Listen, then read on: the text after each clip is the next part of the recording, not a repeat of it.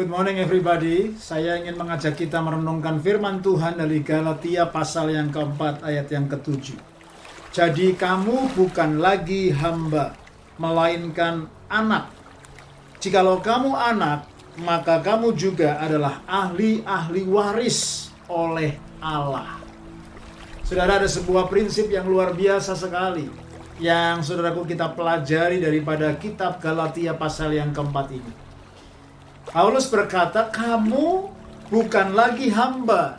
Jadi dulu kita adalah hamba. Kita hamba budak dosa. Kita hamba, saudaraku, daripada segala perkara-perkara yang jahat, yang tidak benar di hadapan Allah. Hamba adalah budak dosa.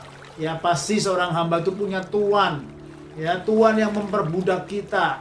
Baik itu dosa, baik itu berhala. Dan saudaraku, dalam konteks ini, saudaraku, banyak orang yang diperbudak oleh dosa, saudaraku, ya, sehingga akhirnya, saudaraku, Tuhan Yesus harus datang mengampuni dosa kita, membebaskan kita, sehingga kita bukan lagi budak, kita bukan lagi hamba, no longer slave, ya.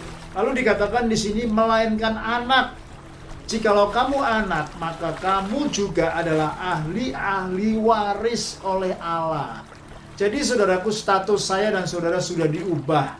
No longer slave, bukan lagi budak, bukan lagi hamba, tetapi diangkat menjadi anak.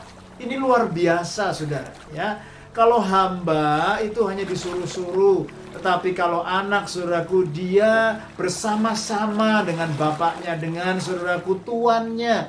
Anak itu, saudaraku, bersama-sama, saudaraku, dengan keluarganya. Dan saudaraku, seorang anak punya privilege yang jauh lebih besar daripada hamba dan budak. Ini bicara apa, saudaraku? Status saya dan saudara sudah diubah. Bukan lagi menjadi budak. Saudaraku, bukan lagi kita ditindas oleh dosa. Tetapi kita diangkat menjadi anak, dibebaskan, dilayakkan, diangkat, dibaharui, didudukan semeja sehidangan dengan Bapa surga.